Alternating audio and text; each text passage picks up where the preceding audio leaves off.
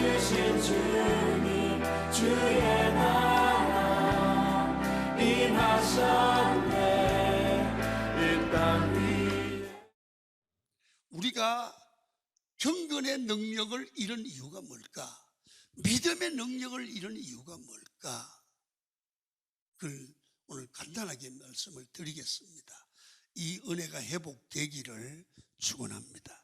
14절을 읽겠습니다. 시작. 그 후에 11 제자가 음식 먹을 때에 예수께서 그들에게 나타나사 그들의 믿음 없는 것과, 오늘 첫 번째는 믿음이 없다는 거예요. 중심에, 마음에 믿음의 마음이 없다는 거예요. 여러분, 이 믿음이 없다는 말은 교회는 나오기는 나오는데 예수는 안 믿어. 믿기는 믿는데 힘이 없어. 믿기는 믿는데 이 희미해. 여러분, 필요하면 나타나고 필요 없으면 사라져. 여러분, 다니엘 같은 사람은 강력한 믿음으로 여러분 사자굴에서도 승리해요. 그건 믿음이거든요. 믿음이 능력이거든요.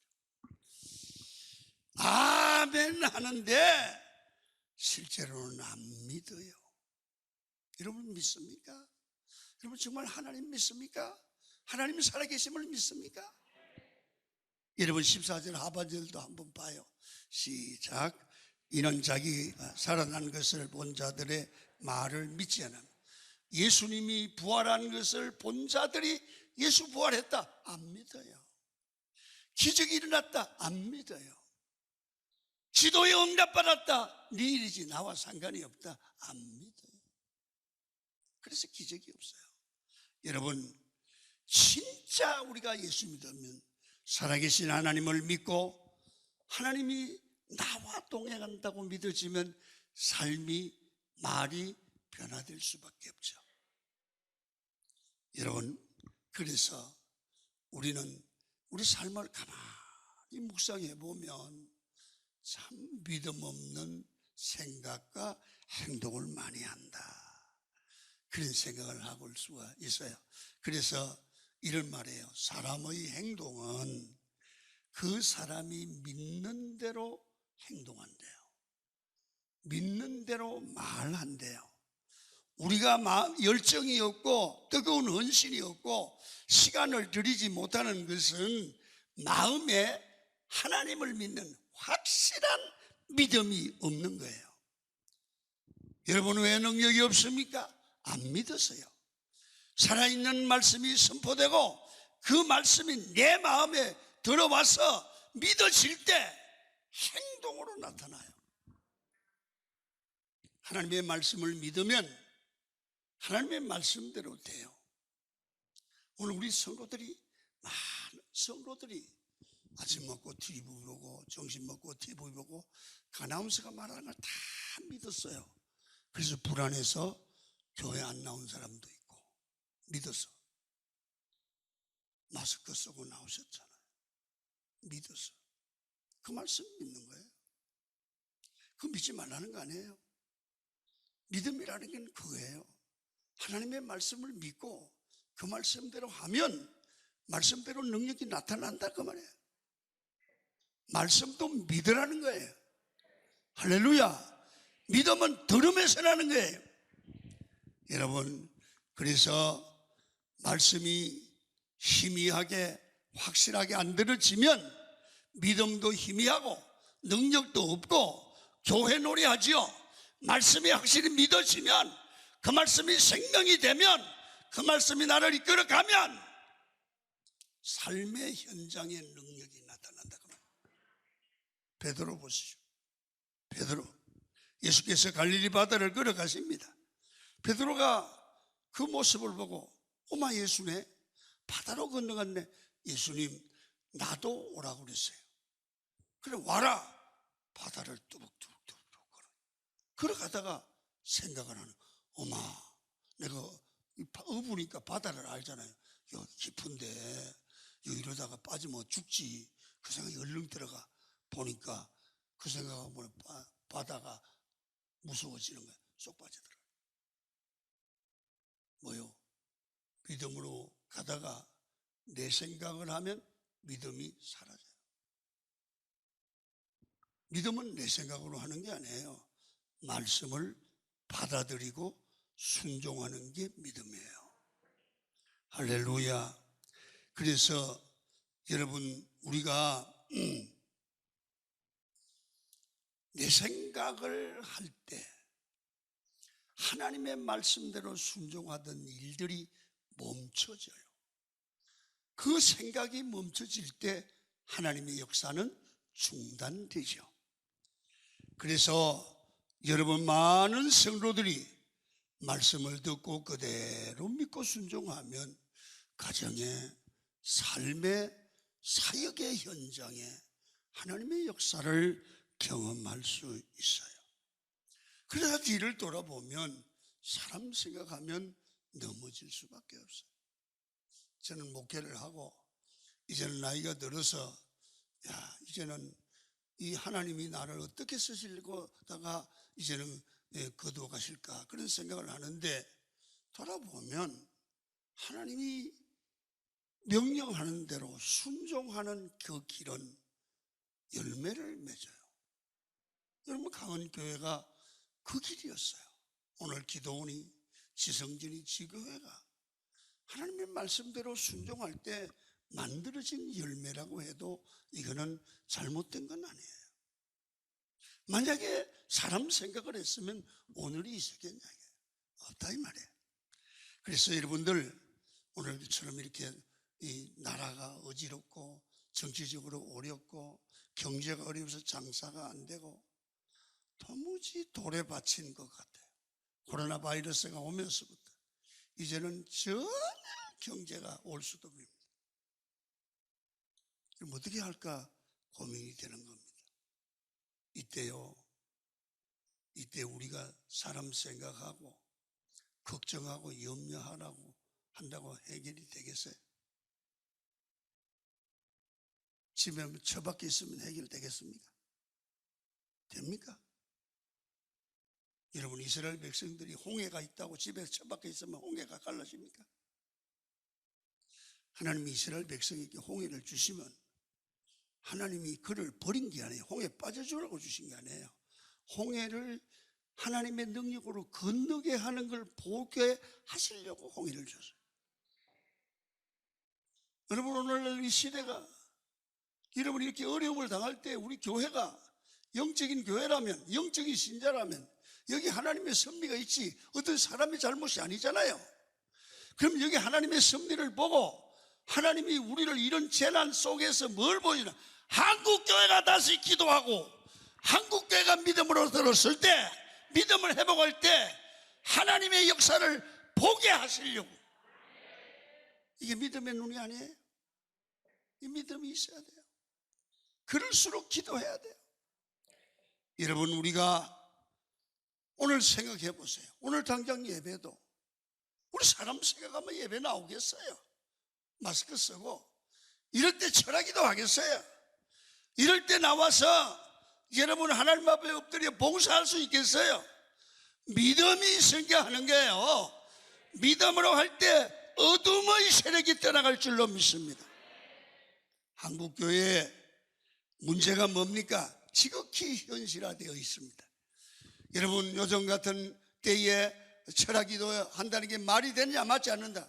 맞습니다.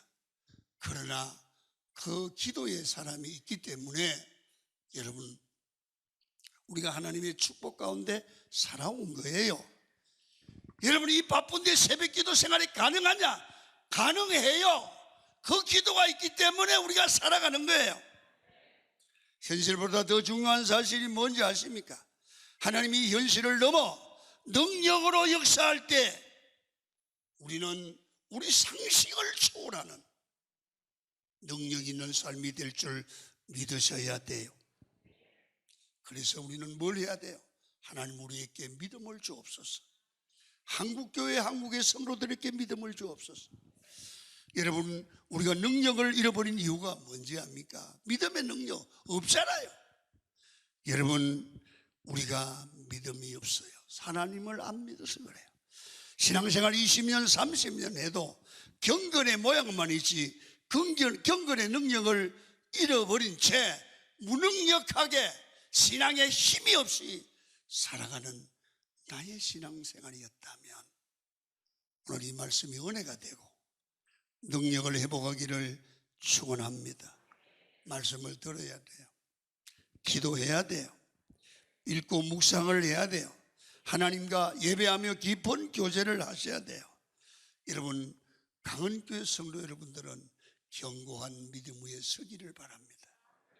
코로나 끝나면 세상이 다 편안할 줄 아닙니까? 무슨 재난이 또 올지 모릅니다. 말세는 알곡과 죽지기를 가리기 위해서 고난과 재난이 연속된다고 그랬어요. 이럴 때 믿음 무장하셔야 돼요. 지옥 가면 안 돼요. 우리 죽는 거 하나님이 데려가면 언제든지 죽을 수 있어요. 코로나 때문에 죽는 게 아니에요. 하나님이 데려가시려면 하나님 무슨 일이라도 죽게 돼요. 그러니까 하나님이 살려주려면 전쟁터에서 살아요. 믿으시기를 축원합니다. 생명은 하나님께 있어요. 믿으세요. 두 번째 14절을 또 읽습니다. 시작.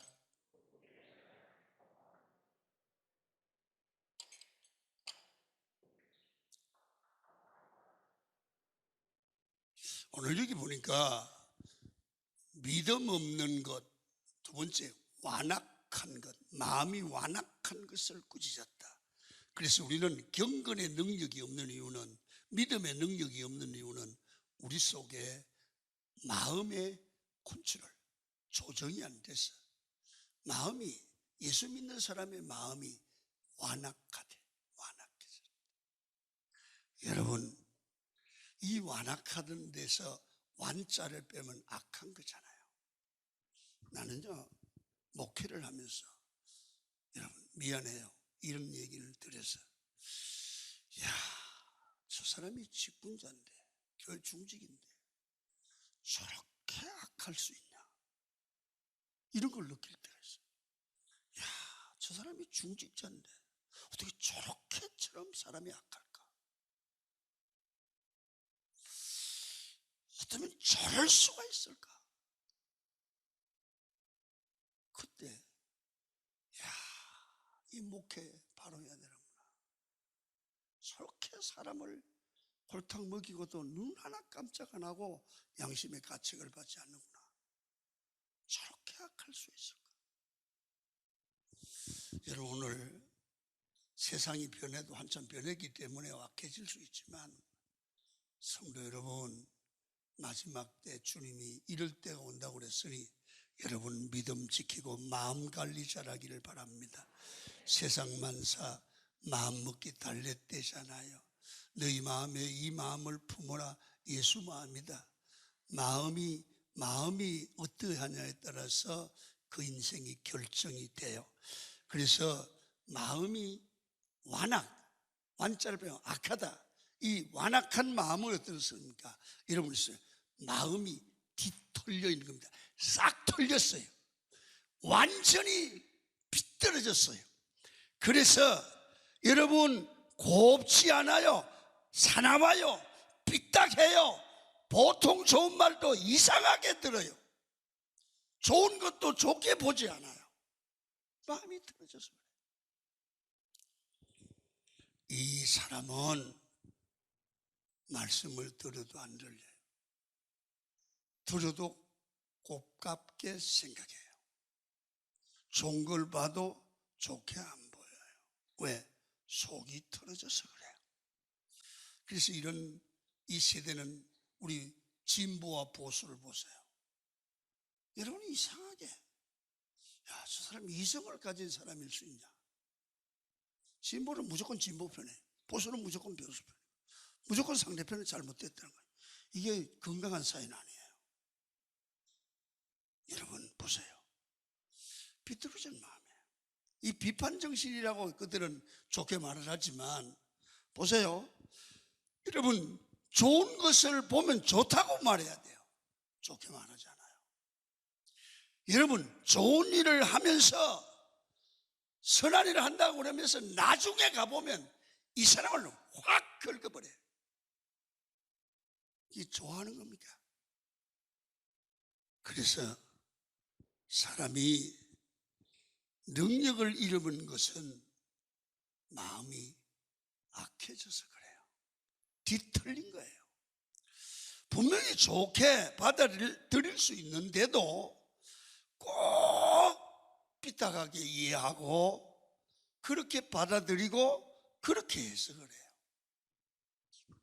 여러분, 어떻게든 흠집을 내서 비난하는 거예요.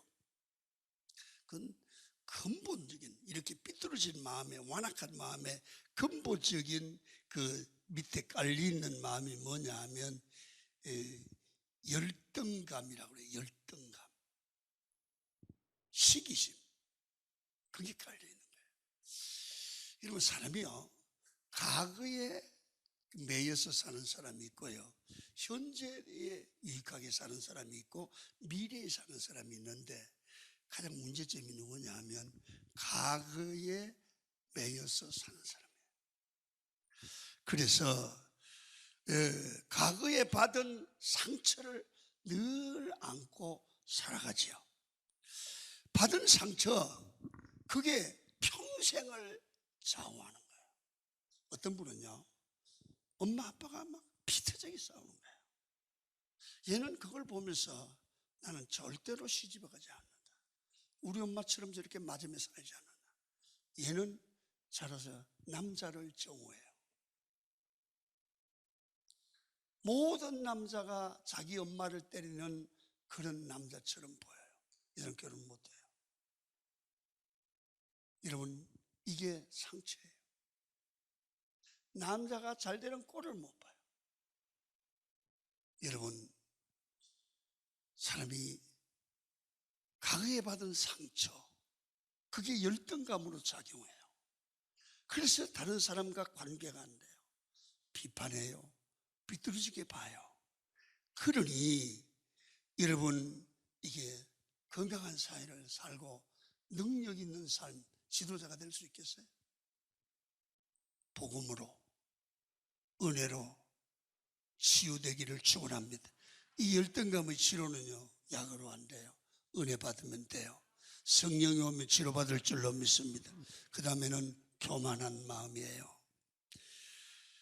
사람이 교만하니까 악해지는 거예요. 겸손할 때는 선합니다. 악한 사람이 교만한 사람 없어요. 여러분, 선한 사람이 겸손해요. 그래서요, 마음이 약한 사람 100% 교만하고 다른 사람 무시하고 끝까지 끝해요. 돈을 좀 벌어도 교만해져요. 이 사람 평생 가난해야 돼요. 돈 벌만 교만한 인간을 하나님이 축복하면 안 되잖아요. 공부를 좀 해도 교만해요. 사람을 무시해요. 그래서 한계라는 게 있어요. 인생의 한계. 한계점에 부딪히면 그 사람도 크지 못하죠. 이게 교만이에요. 여러분, 돈 벌어도 겸손하세요. 잘 돼도 겸손하세요. 마음 관리 잘못하면 완악해지고, 마음 관리 잘못하면 교만하고 열등감에 사로잡히고, 그리고 교만함으로 다른 사람을 무시하는데요. 그거 자기 마음에 그런 상처가 있는 걸로 끝나는 게 아니고, 그 마음 때문에 남에게 상처를 줘요. 남을 어렵게 만들어요. 부부가 남편에게, 아내에게, 교인에게, 남에게 피해를 줘서는 안 되잖아요.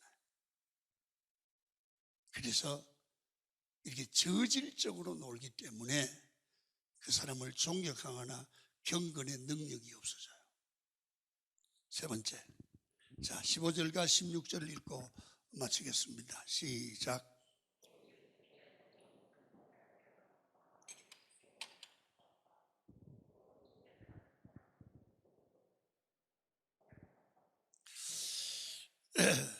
왜 우리가 어려움을 당하면 경건의 능력, 믿음의 능력이 소실되고 믿음 없는 행동을 하게 되고, 여러분, 그렇게 약해집니까?